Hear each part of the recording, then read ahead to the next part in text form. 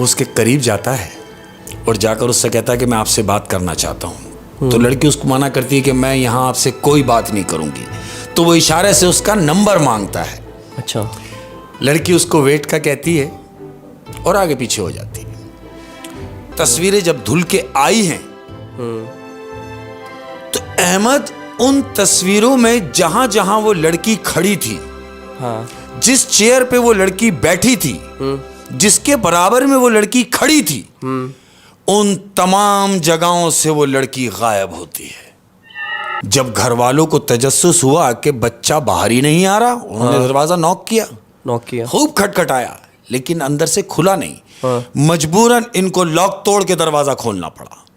जब दरवाजा खोल के ये अंदर जाते हैं तो क्या देखते हैं कि बेड के ऊपर एक लाश पड़ी हुई है। लोगों के मना करने के बावजूद वो उस पानी में जंप मार देता है। अब जब जंप मारता है तो जो लोग उसको देख रहे थे कि इसने जंप तो मारी है, वो गया तो है मगर वापस नहीं आया। और कोई 1.5 घंटे की मसाफत के बाद उस बच्चे की डेड बॉडी बाहर आती है। मर गया। वो डेड बॉडी एम्बुलेंस में रख दी। अब ये सखर के लिए डेड बॉडी लेके ये ड्राइवर निकलता है। टूल बॉक्स पे हाथ जैसे ही मारता है, देखता है तो वहां स्ट्रेचर पे डेड बॉडी नहीं है। शेख साहब, बड़ा इस्त्री हुआ कुर्ता नया पहना हुआ है आपने।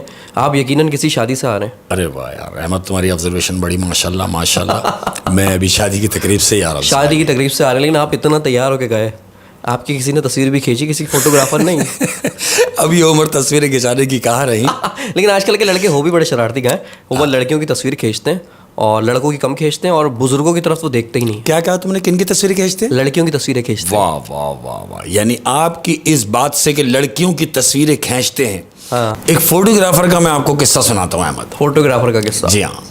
इवेंट्स वगैरह में तस्वीरें जो खींचते हैं बच्चे, आजकल बहुत चल रही है, उसका मैं आपको जिक्र कर रहा हूँ। ये उस जमाने की बात है कि जब ये कैमरा नया नया आया था, जो हम रील डालते हैं, उसके बाद तस्वीरें खींचते हैं, फिर वो धुलती थी उस जमाने में। रील वाले कैमरे की बात कर रहे हैं कि तस्वीरों में गैप आता है, ये 3-4 दिन लग जाएंगे, तस्वीरें धुल के आएंगी तो उसका रिजल्ट आएगा। ऐसा नहीं कि हैंड टू माउथ हम देख सकते थे, ऐसा नहीं था। तो तस्वीरें धुलने वाले दौर की बात कर रहा हूँ। हाँ जी। तो वो एक शादी के इवेंट्स में तस्वीरें खींच रहा है।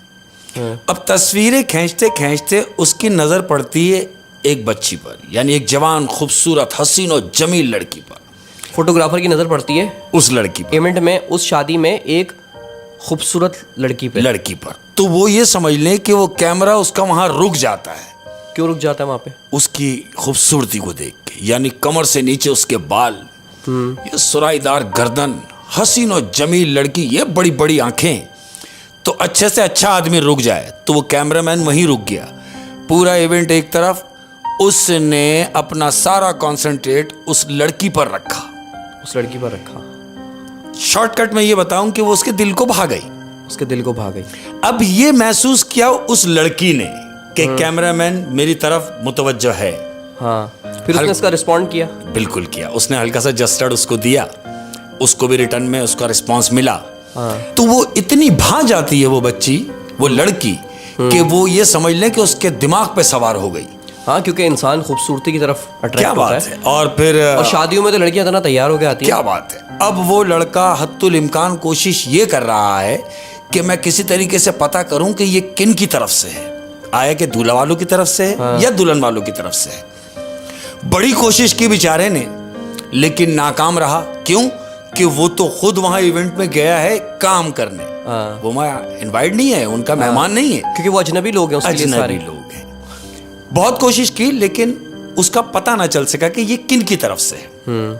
जब वो बेजार हो गया और थक गया तो उसने ये मुनासिब समझा कि क्यों ना इसका नंबर लिया जाए, लड़की का नंबर। वो उसके करीब जाता है और जाकर उससे कहता है कि मैं आपसे बात करना चाहता हूँ। तो लड़की उसको मना करती है कि मैं यहाँ आपसे कोई बात नहीं करूँगी। तो वो इशारे से उसका नंबर मांगता है। अच्छा। लड़की उसको वेट का कहती है और आगे पीछे हो जाती है। थोड़ी देर में किसी छोटे से बच्चे के हाथ से कोई पर्ची उस फोटोग्राफर को मिलती है। नंबर मिल गया। अब उसने जो देखा तो उसमें नंबर होता है। वो जेब में रखता है, इवेंट से फारिग होता है, घर जाता है। अब चूंकि वो उसके दिमाग पे सवार हो जाती है, पूरी रात उसी को पूरी रात उसके तसव्वुर में है, हाँ। उसको ही सोच रहा है कि यार अब इससे दोबारा मुलाकात कैसे हो। दिन निकला, उसने उसे कॉल की, लड़की ने रिसीव किया, बात हुई, टाइमिंग डिसाइड हुई। उस लड़की ने उसे अपने घर का पता दिया और वो लड़का उसके घर चला गया। आप समझ रहे? वो लड़का उसके बताए हुए एड्रेस पर उसके घर चला जाता है। लड़की के घर चला गया। लड़की के घर चला गया। 3-4 दिन इनकी मुलाकातें रहती हैं। अब जिस पार्टी के इवेंट्स में वो लड़के ने तस्वीरें खींची थी, हाँ। वो पार्टी का उसको लड़के को फोन आता है कि भाई आपने तो हमारी एल्बम अभी तक तैयार नहीं की। हाँ, क्योंकि ये तो लड़की के साथ लगा हुआ है, ये काम यहाँ हम सब भूल गया सब। वो कहीं इवेंट में था, वो कहीं एल्बम किसी को देनी है, वो सब भूल गया उसकी मोहब्बत में। उसको अचानक याद आया कि हाँ यार, मैंने तो एल्बम भी देना है। अब वो अपने काम की तरफ आता है कि चलो मैं एल्बम कंप्लीट करता हूं। अब चूंकि तस्वीरें धुलने के लिए देनी थी, तस्वीरें दी हुई, 3 दिन का गैप गुजरा, तस्वीरें जब धुल के आई हैं तो अहमद उन तस्वीरों में जहां जहां वो लड़की खड़ी थी, हाँ। जिस चेयर पे वो लड़की बैठी थी, जिसके बराबर में वो लड़की खड़ी थी, उन तमाम जगहों से वो लड़की गायब होती है। एक सेकंड। तस्वीरों से वो लड़की गायब है, तस्वीरों में नहीं नजर आ रही। यानी अगर उस लड़के ने उस लड़की को कुर्सी पे बिठा के तस्वीर खींची है तो कुर्सी की तस्वीर है, उस लड़की की नहीं है। वो लड़की उस तस्वीर में नहीं है, कुर्सी है। अब ये जो 3-4 मुलाकातें इनकी रही हैं उस दिनों में, हाँ। उन दिनों में ये अहदो पैमा हुए, ये कस्में वादे हुए कि देखें कितना ही कुछ हो जाए आप मुझे छोड़ेंगे तो नहीं। कैसे छोड़ता है? कौन छोड़ता है? लेकिन उस लड़की की तो तस्वीरें कुछ आई नहीं, और इन्होंने मोहब्बत में इतना अरसा साथ भी गुजार लिया। 4 दिन 5 दिन बस। वो तो 5वें दिन रिजल्ट ये निकला कि जब तस्वीरें धुल के आई हैं तो उस लड़की की तस्वीरें नहीं है। अब इसको तजस्सुस हुआ कि यार मैंने खुद खींची है, हाँ। ये तस्वीरें इसमें ये नजर नहीं आ रही, ऐसा क्यों? फिर उस लड़के ने क्या किया? उस लड़के ने ये किया कि वो लड़का उस लड़की के घर जाता है। घर गया। जब वो घर गया और घर के बाहर खड़ा हुआ कि मैं इसको आवाज दूंगा, हाँ। वो देखता है कि जहां वो एक दिन पहले आके गया है, जिस घर से, हाँ। जहां वो 3 दिन पहले आके गया है, जहां पहली रात वो रुक कर गया है, हाँ। उस घर के बाहर जाले पड़े हुए हैं। और ऐसा उस वक्त नहीं था? जब वो आता जाता रहा ऐसा कुछ भी नहीं था, लेकिन आज जब वो वहां खड़ा है तो वो दरवाजे पे जाले पड़े हुए हैं। वो इस तजस्सुस में खड़ा है कि मैं तो यहां से कल होके गया हूं, कल तो ऐसा कुछ नहीं था। फिर उसने क्या किया? कुछ नहीं किया। बराबर से कोई शख्स निकला और उनसे पूछता है कि आप यहाँ कैसे खड़े हैं, किससे मिलना है? उसने कहा मैं यहाँ जो खातून रहती है उनसे मिलना चाहता हूँ। तो उस शख्स ने उसका मजाक उड़ाते हुए कहा कि तुम पागल तो नहीं हो गए हो, कहीं पी के तो नहीं आ गए? क्यों? तुम्हारा दिमाग खराब है? ये घर तो पिछले 15 साल से बंद है। कितने साल से? 15 साल से वो घर बंद। 15 साल से वो घर बंद है। 3 दिन पहले उससे मिल कर गया यहाँ। उसी घर में, उसी पॉइंट पे। फिर उस लड़के ने क्या किया? उस लड़के ने क्या करना था अहमद, उसने उस नंबर पे कॉल मिलाई जिस नंबर पे उसकी बात होती रही है उस लड़की से। उसने दिया था खुद लड़की ने उसको। बिल्कुल। जब कॉल मिलाई तो नंबर बंद था। अब जब नंबर बंद था, मजीद ये सोच के परेशान हो गया कि यार नंबर भी बंद, लड़की से कोई राब्ता नहीं हो पा रहा। कोई राब्ता नहीं हो पा रहा, बिल्कुल डिस्टर्ब हो गया। अब क्या करता? वो कहते हैं ना कि मरता क्या नहीं करता और ये मोहब्बत में क्या नहीं करता। तो मोबाइल कंपनी चला जाता है। अब जब मोबाइल कंपनी जाता है और उनसे कहता है कि मुझे इस नंबर के बारे में ज़रा तफसील चाहिए, मोबाइल वाले, कंपनी वाले उस नंबर को देखते हैं, हल्की सी मुस्कुराहट से उसको बोलते हैं कि आप जिस नंबर के बारे में हमसे पूछ रहे हैं, ये नंबर तो हमने इशू ही नहीं किया अब तक ये नंबर हमने इशू नहीं किया। फिर वो वहां पे सर पकड़ के बैठ जाते कि ये नंबर इशू नहीं किया, मेरी बात होती रही है। फिर वो लड़का उस पार्टी के घर जाता है जिस इवेंट में उसने उस लड़की को देखा था। हाँ, जहाँ पहली दफा उसको देखा है कि चलो मैं उनसे कंफर्म कर लूं कि आया कि वो लड़की कौन थी। हाँ। जब उनसे कंफर्म किया तो वो कह रहे हैं कि हम ऐसी किसी लड़की को नहीं जानते, हम ऐसी किसी लड़की को नहीं जानते। अब कि प्यार प्यार होता है ना, अब नौजवान बच्चे हैं, दिल दे बैठे हैं, कसमें वादे हुए, यानी एक दूसरे से मरने मराने के वादे हो गए कि तुम मुझे नहीं छोड़ोगे, वो कह रहे मैं तुम्हें नहीं छोड़ूंगा, और एकदम उससे कोई राब्ता ना हो। किसने अहद लिया प्यार का, लड़के ने कि लड़की ने? लड़की ने। लड़की उसने ने कहा कि मैं अपना सब कुछ तुम्हें सौंप चुकी हूं, अब मैं तुम्हें छोड़ूंगी नहीं, तुम्हें छोड़ने का तसव्वुर भी नहीं कर सकती। ये लड़की ने कहा? लड़की ने कहा अब तुम सिर्फ मेरे हो। और वही छोड़ के चली गई और वही गायब हो गई। गायब हो गई। अब जब गायब हो गई, बच्चा घर आया, यानी वो लड़का अपने घर आया। हाँ। इस दौरान सारा दिन गुजरा, रात हुई, अपने कमरे में आके अपने आप को उसने बंद किया है और बिस्तर पे आके लेटता है और सोचता है कि यार ये हुआ क्या मेरे साथ।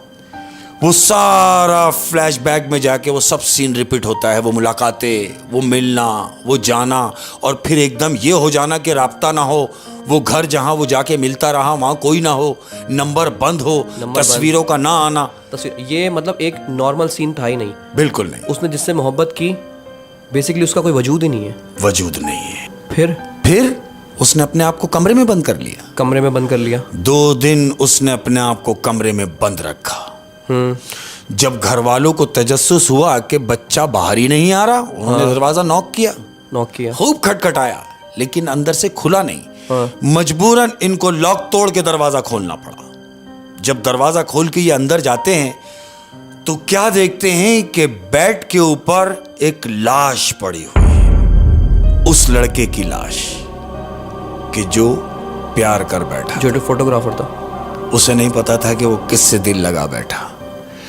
वो लड़के की लाश पड़ी है और कुछ नजर नहीं आ रहा सिवाय इसके कि उस बिस्तर के ऊपर चंद चूड़ियां टूटी हुई पड़ी हैं और उसकी लाश पड़ी है, और कुछ भी नहीं। अगर वहां चूड़ियां पड़ी हुई हैं, हाँ, तो इसका मतलब उस कमरे में कोई और भी आया था। वो आया था जो उससे प्यार करता है, और वो इतना प्यार करता है कि वो उसको अपने साथ ही ले गया। तो ये थे फोटोग्राफर, जो तुम्हारी बात मैंने जवाब दिया कि अच्छा, फोटोग्राफर, मैं आपको ये बोलूँगा कि इनके साथ ज़्यादा इसलिए ऐसा होता है क्योंकि ये तकरीब से बहुत देर में लौटते हैं। करीबन 3, साढ़े 3, 4 बजे इनको हो जाता है इवेंट करते वक्त। तो हो सकता है किसी ऐसी चीज़ ने इनको देखा हो और फिर बाद में इनको टारगेट किया हो। ऐसा भी तो हो सकता है कि वो लड़की, उस लड़की ने डायरेक्ट टारगेट नहीं किया उस वक्त, उसने बाकायदा प्लान करके इस लड़की को टारगेट किया है। ऐसा भी तो हो सकता है। इससे ये साबित होता है कि वो लड़की जो थी, जो इसको मिली थी, वो कोई लड़की नहीं थी। वो लड़की तो नहीं थी, कंफर्म वो लड़की नहीं, क्योंकि नहीं थी। उसकी तस्वीरें ना आना, हाँ बिल्कुल ऐसे ही, और फिर गायब हो जाना, ये इस चीज़ के सिम्टम्स हैं कि वो कोई इंसान तो नहीं थी। हो सकता है कि उस लड़के ने अपने आप को खुद मारा हो। नहीं, इसके बारे में कुछ नहीं कह सकता मैं। शेख साहब, आपकी स्टोरी आपको ही नहीं पता, मुझे प्लीज़ पूरी कहानियाँ सुनाया करें, पूरी कहानियाँ, क्योंकि इसमें जो ये क्यूरियोसिटी रह जाती है ना, फिर इसमें बड़ी कन्फ्यूजन होती है। मैं उतना ही बता सकता हूँ जितना मैंने सुना हो। कितना अच्छा हो कि मैं वहाँ पॉइंट पे मौजूद हूँ, तो तमाम बातों से आगाही हो। मैंने यहाँ तक सुना, इसलिए तुमको आगे यहाँ तक सुनाया। इस स्टोरी का इसके आगे कुछ भी नहीं है। इसके आगे क्या होना है? मर गया वो लड़का, मर गया। बिल्कुल। उस लड़की का फिर वजूद कहीं मिला? कुछ किसी को नजर आई? किसी को भी नहीं। वो जिसके लिए आई थी उसको अपने साथ ले गई। नहीं, मैं एक बात ऐसी कह रहा हूँ कि जब आपने कहानी शुरू की तो उसका एक एंड होता है। हाँ, तो एंड तो कुछ होना चाहिए ना। मेरी समझ में आ रहा है, ये तुम्हारी जो बेचैनी का जो आलम है, हाँ। ये तुम्हारा डर बता रहा है। मैं डर रहा हूँ तो मैं आपसे कहानी क्लोज का पूछूं? जनाब, मैं डर वर बिल्कुल नहीं रहा हूँ। और आज आपके पास एक ही कहानी थी, तो हम इसको एपिसोड को ख़त्म करें। अभी कहाँ चल दी है? हाँ, अभी तो कहानी बाकी है, वो नहीं मगर दूसरी जो कहानी मैं सुनाने लगा हूँ, इसका मुझे एंड भी मिलेगा? बिल्कुल मिलेगा, एंड भी मिलेगा, बिल्कुल मिलेगा। चले, हो जाए फिर दूसरा। अब मैं ये समझता हूँ कि पानी का गिलास विलास अपने पास रखें, ताकि तुम्हें वक्फन से घूंट लेने पड़ेंगे, क्योंकि ये कहानी कुछ इस टाइप की है। आप कहानी सुनाए शेख साहब, मैं नहीं डरता। देखो भाई, कहानी ये है अपने कराची हॉक्सबे की। हॉक्सबे कि एक नौजवान सखर से आया हुआ, वो हॉक्सबे घूमने के लिए जाता है। अब जब वो घूमने के लिए जाता है तो जाहिर है वहाँ सारे लड़के वड़के घूम रहे हैं, नहा रहे, धो रहे हैं, रश होता है, रश होता है। लेकिन चूंकि पानी चढ़ा हुआ था और जो वहाँ गार्ड हैं, लाइफ गार्ड, वो मना कर रहे हैं कि आप पानी में ना जाएं, लेकिन उसके बावजूद वहाँ लड़कियाँ ज़रा होती है ना, तो वो शोभदाबाज जिसको कहेंगे। हाँ तो वो लड़के ने जो सक्खर से आया हुआ बच्चा था, उसने एक ऊंची हाइट से जंप मारी है पानी में। हाँ लोगों के मना करने के बावजूद हाँ वो उस पानी में जंप मार देता है। अब जब जंप मारता है तो जो लोग उसको देख रहे थे कि इसने जंप तो मारी है, हाँ वो गया तो है मगर वापस नहीं आया।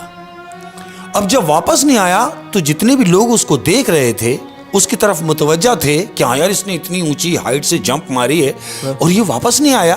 तो जो गार्ड, वहाँ लाइफ गार्ड होते हैं, उनको बुलाया, बोला भाई अभी लड़के ने यहाँ से जंप मारी और वो कूदा है। बोला हम तो मना कर रहे थे, बोलो उसको देखो।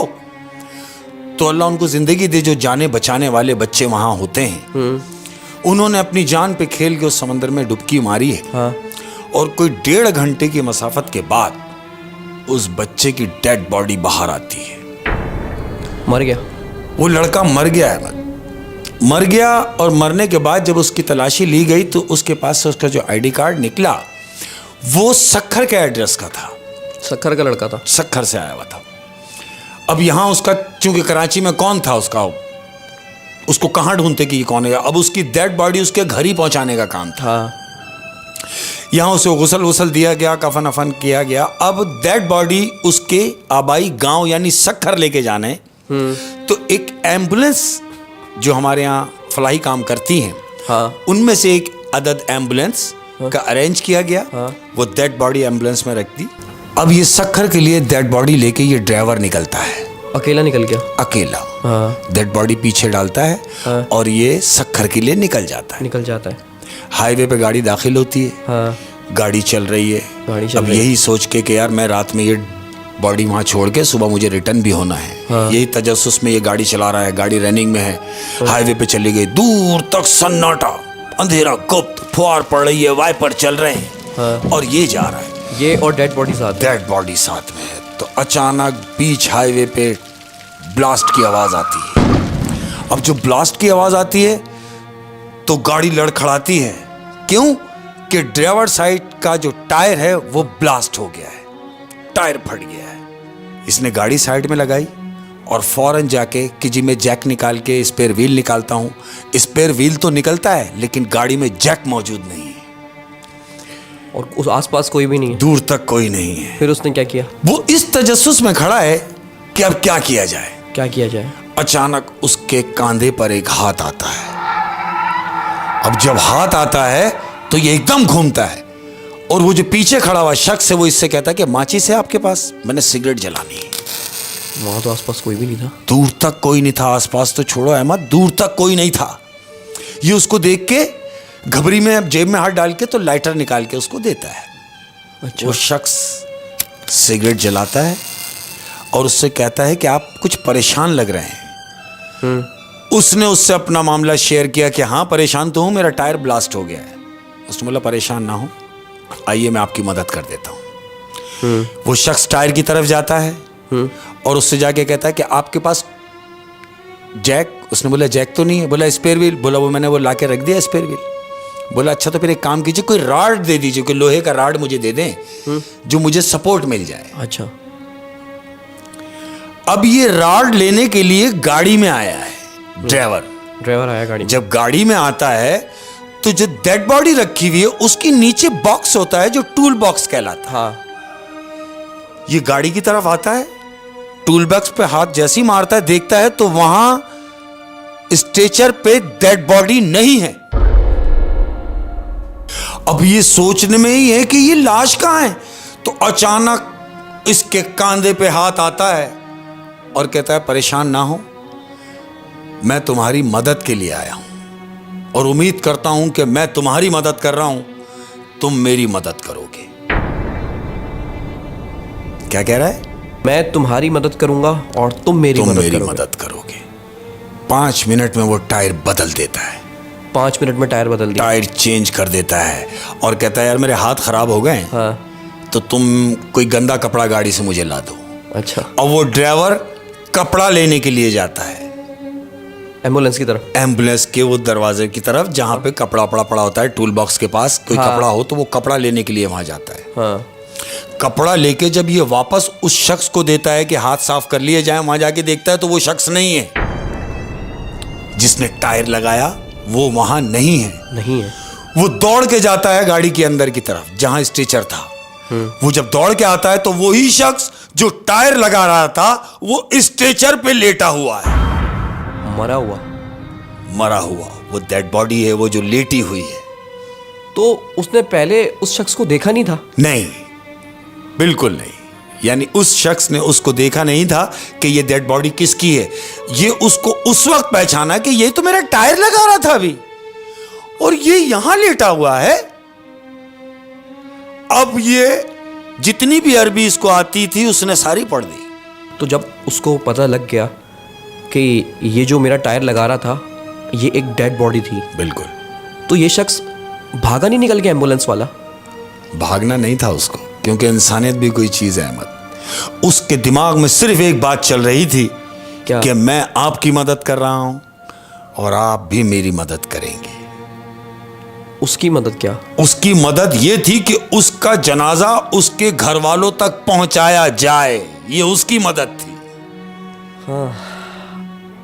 हाँ, क्योंकि वो तो अकेला डूबा था, उसके साथ था कोई नहीं। कोई नहीं। और मैं इस कहानी को समझ गया हूँ थोड़ा थोड़ा। हाँ, उसने अपनी डेड बॉडी अपने घर वालों तक पहुंचानी थी, बिल्कुल और बीच में टायर पंचर हो गया। बिल्कुल हुआ।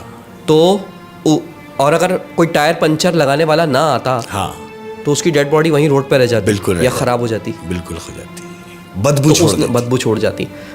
तो उसने इसीलिए टायर लगाया और दोबारा आगे लेट गया, हाँ। ताकि मैं अपनी जगह पर अपने मकाम तक पहुंच सकूं। अपने घर वालों तक पहुंच सके उसकी बिल्कुल डेड बॉडी। ऐसे, बिल्कुल ऐसे। तो इससे हमें यार कितनी, और ये भी एक एम्बुलेंस वाले को बात याद रह गई, बिल्कुल ऐसे। नहीं तो वो भाग जाता। कोई और होता उसकी जगह तो मैं ये समझता हूं कि वो डेड बॉडी नीचे रख के भाग जाता। लेकिन मैंने पहले कहा कि इंसानियत अभी बाकी है, इंसानियत अभी बाकी है। बिल्कुल बाकी। तो उसने वो डेड बॉडी फिर आगे, अब बिल्कुल मकाम पर पहुंचाई, घर वालों के हैंड ओवर की। उसके बाद क्या किया उसने? उसके बाद क्या करना था अहमद, उसने वो डेड बॉडी उनके घर वालों के हैंड ओवर की, हाँ, और कोई बात नहीं की, हाँ। और वहां से रिटर्न कराची आ गया। उसने उसका काम कर दिया, डेड बिल्कुल, बॉडी घर वालों तक पहुंचा बिल्कुल दी। ऐसे ही। हो यार, ऑनेस्टली अगर ऐसा मामला अल्लाह न करे कभी हमारे साथ हो, हम तो भाग जाएं। लेकिन ये है कि दुनिया में कुछ अच्छे इंसान भी हैं, बिल्कुल है, बिल्कुल। और ढूंढने ही देर है, दुनिया में आपको वो अच्छे इंसान मिलेंगे। वो नजर चाहिए अहमद, वो नज़र चाहिए, वो नजर चाहिए कि हाँ। जो आपको परख सके, परख सके। आपको जांच सके। और मैं कहता हूँ कि जब इंसान परेशानी में हो ना, हाँ, तो फिर उसकी मदद करी जाए। वो इतना बेचारा मजबूर और लाचार होता है। ज़रूर। अब आप देखें ना, अब आपको कहीं तकलीफ़ होती है तो जिस डॉक्टर के पास आप जाते हैं, तकलीफ़ में तो आप नोट नहीं करते कि कौन मेरा इलाज कर रहा है, क्या कर रहा है। लेकिन जैसे ही आप ठीक हो जाते हैं, हाँ। तो वो डॉक्टर आपको कितना अच्छा लगने लगता है। क्या बात कि मैं बीमार था और मुझे इस डॉक्टर ने सही कर दिया। बिल्कुल ऐसे। तो शफा देने वाला मौला की ज़ात है, लेकिन एक रेफरेंस होते हैं। एक रेफरेंस होता है। बिल्कुल है। अपना काम ईमानदारी से करना। शाबाश, ऐसे आप ही। अपना काम ईमानदारी से करें, और जज़ा और सज़ा वो अल्लाह चाहे पाक किसी को- भी शोबे से मुंसलिक किसी हो। भी शोबे से मुंसलिक हो, बिल्कुल। हर आदमी अपना काम। दयानतदारी के साथ किया जाए। तो बस मैं ये कहता हूँ कि जज़ा और सज़ा अल्लाह पाक देता है। बेशक आप ऐसे। अपना काम ईमानदारी से करें, तो और ये साबित हुई कि दुनिया में कितने अच्छे लोग हैं। बिल्कुल अच्छे लोग हैं, और जहां अच्छे हैं वहां बुरे भी हैं अहमद। बुरे भी मौजूद हैं, और बुरे वो बहुत बुरे लगते हैं जो रिश्ते के बुरे हो जाते हैं। जो रिश्ते के बुरे हो, जो आपके अपने हैं और वो बुरे हैं। बुरे हैं, वो बहुत बुरे लगते हैं। बहुत बुरे यही इसी पे मैं एक रिश्ते पे आपको मैं एक कहानी सुनाऊंगा, रिश्तों को मद्देनजर रखते हुए, अच्छा, कि मियाँ बीवी एक ऐसा रिश्ता है, हाँ। परवरदिगार ने ऐसा रिश्ता बना दिया है दुनिया में कि मैं ये समझता हूँ कि इससे क्लोज कोई और रिश्ता है ही नहीं। कोई और रिश्ता नहीं है, और दुनिया का सबसे पहला रिश्ता मियाँ बीवी का। अल्हम्दुलिल्लाह, क्या बात है। एक फैमिली का किस्सा आपसे शेयर कर रहा हूँ कि 4 बच्चे हैं। शादी को मैक्सिमम ये समझ लें कि कोई 20-22 साल गुजरे हैं। 20-22 साल ठीक गुजरे है, शादी इस को। असना में 4 बच्चे हुए जो बच्चे समझदार भी हो गए। हाँ जी। लेकिन अब चूंकि हालात हमारे मुल्क के कैसे चल रहे हैं, अब उसमें तो मैं ये समझता हूँ कि एक आम आदमी की ज़िंदगी गुजारना बड़ा मुश्किल हो गया। महंगाई, गुर्बत, तंगदस्ती। अब हर आदमी ये सोच रहा है कि यार कुछ अपना कारोबार कर लूँ। हाँ, तो ऐसे ही सोच को मद्देनजर रखते हुए मियाँ ने अपनी बीवी से जिक्र किया हाँ, कि कितना अच्छा होता कि अगर तुम्हारे वालिदैन इस काबिल होते कि मुझे फाइनेंशियली सपोर्ट कर देते तो मैं कोई कारोबार कर लेता, या कि मेरे वालिदैन इस काबिल होते कि मैं उनसे कुछ पैसे ले लेता, अपना कारोबार कर लेता। हाँ, कारोबार के लिए पैसे भी तो पैसे चाहिए। तो उसने बीवी पूछती है कितने पैसों से कारोबार शुरू कर सकते हैं आप? तो मियाँ ने ऐसे ही ये सोच के कि यार इसने क्या करना है, तो उसने उससे कहा कि मैक्सिमम 25 से 30 लाख रुपए दरकार होंगे किसी भी कारोबार के लिए। बीवी के मुंह से निकल जाता है कि अगर मैं आपको 50 लाख रुपए दे देती हूं, लेकिन वो तो गरीब थे, उसके पैसे गरीब थे, हाँ। अगर मैं आपको 50 लाख रुपए दे देती हूं या इंतजाम कर देती हूं, तो क्या आप कारोबार खोल सकते हैं?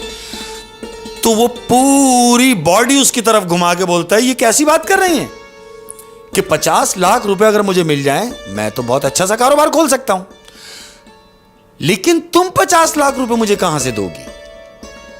तो उसने अपने शौहर से कहा, मैंने अपना इंश्योरेंस करा रखा है आपको बताए बगैर। लड़की ने अपना इंश्योरेंस कराया था, करा रखा है कि वो मेरे मरने के बाद वो पैसा, मेरे मरने के बाद वो पैसा मेरे बच्चों के काम आएगा। तो इंश्योरेंस पॉलिसी में तो जब बीवी मरेगी तब वो पैसा उसके बच्चों को मिलेगा ना? बिल्कुल और ऐसे। फिर उसके मियाँ को तो बिल्कुल, जब तक वो जिंदा है ऐसा तो नहीं हो सकता। ऐसा नहीं हो सकता। लेकिन अब वो अपने मियाँ को क्या सेटिस्फाई कर रही है बोल के कि आप खुदा ना खास्ता, ऐसा नहीं है कि मैं ये कह रही हूं कि आप मुझे मार दें।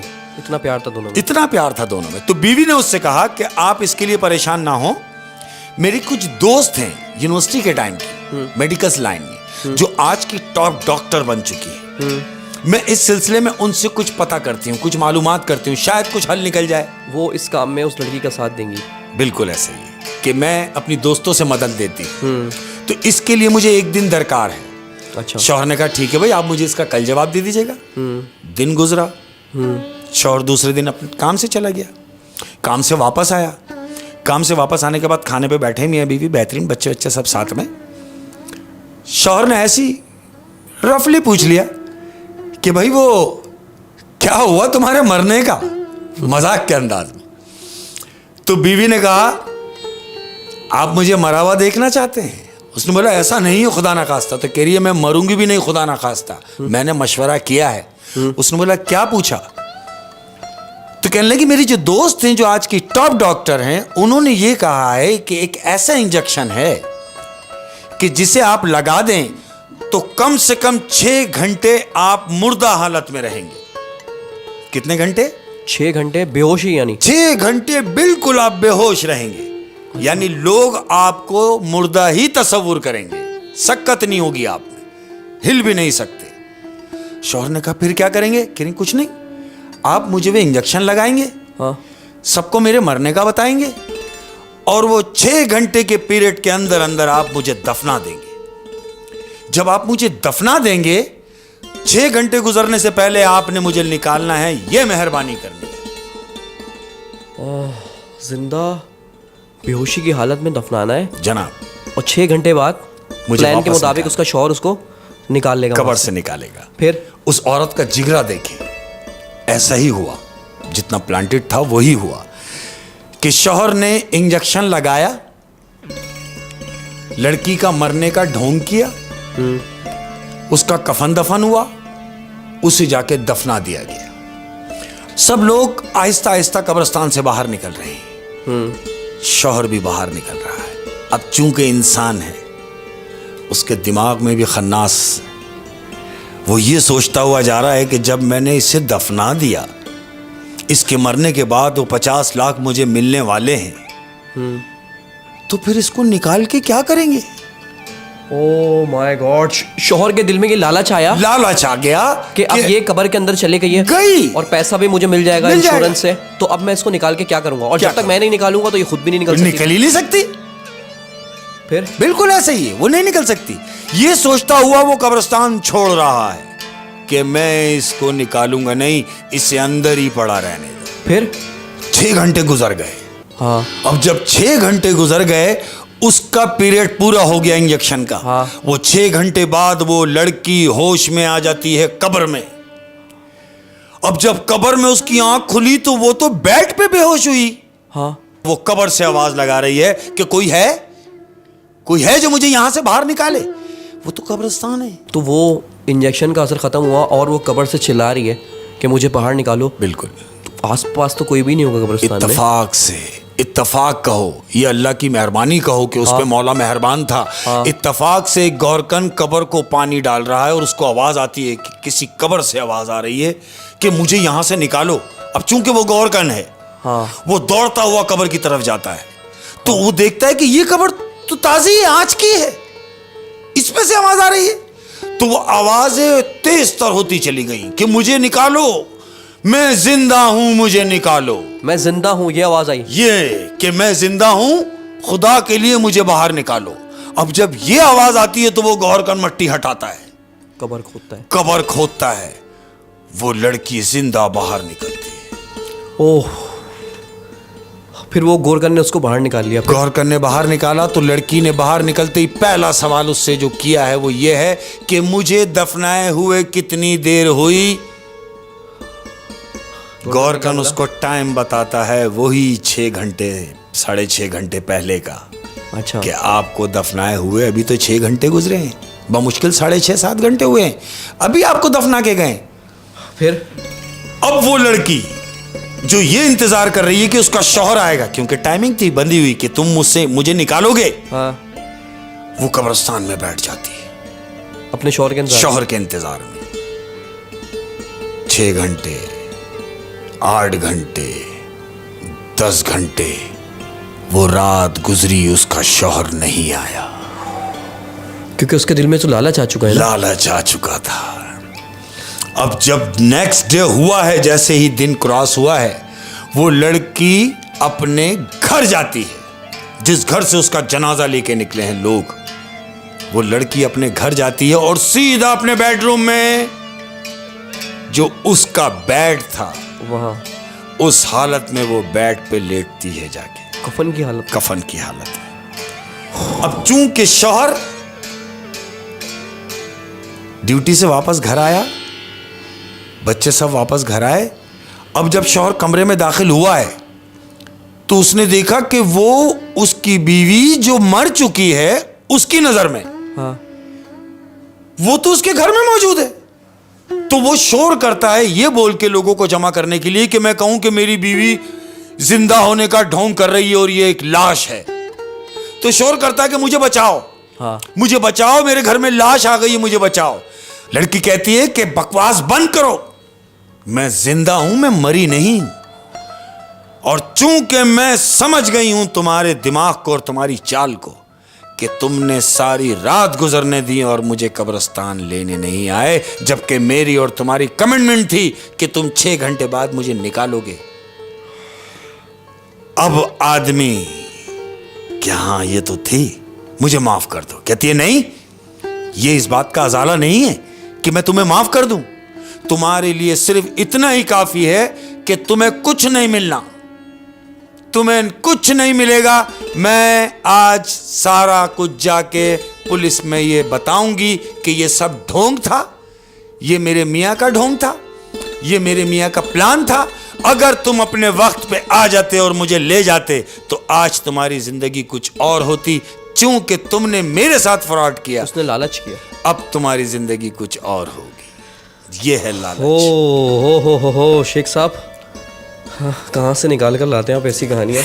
और इससे सीखने को ये मिला कि इंसान लालच ना करे ना, क्योंकि गलती तो उस लड़की ने भी की थी, कि बिल्कुल की, उसने ये क्राइम किया था, उसने बिल्कुल किया, लेकिन अपने बीवी बच्चों के लिए। लेकिन ये है कि क्राइम ना करे आदमी, थोड़ा सब्र कर ले जिंदगी में। उसकी भी ये समझ में आ गया कि अगर ये मुझे नहीं निकालता तो, अगर गौरकन नहीं निकालता तो मुझे तो मर ही जाना था, मुझे तो मर ही जाना था, मैं तो अंदर मर ही जाती। जो मेरी नकली कब्र थी, हाँ, मेरी असली कब्र में तब्दील हो जाती।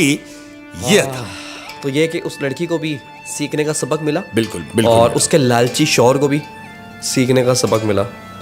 तो यकीनन आपको और मुझे भी सीखने का सबक मिला। तो अब मैं वाकई थोड़ा थोड़ा डरने लगा हूँ। अरे बहुत, यही बहुत है कि आपको महसूस हुआ कि कुछ था। तो ये है कि आज के एपिसोड को ख़त्म करते हैं, और मज़ीद कहानियाँ शेख साहब से सुननी है, लेकिन थोड़ा गैप लेके। अभी ये वाला डर तो निकल जाए, हाँ, फिर नया वाला डर बनेगा। और मैं हमेशा शुरू में कहता हूँ कि मुझे डर नहीं लगेगा, लेकिन शेख साहब की कहानियाँ इतनी डरावनी होती है कि मैंने आपको पहले ही बताया था, मैं अकेले घर में रहता हूँ, तो ये है कि अब मुझे डर लगने लगा, अल्लाह आपको अपने हिफ्ज़-ओ-अमान में रखे है मौला ना? करीम। लेकिन ये है कि बस शेख साहब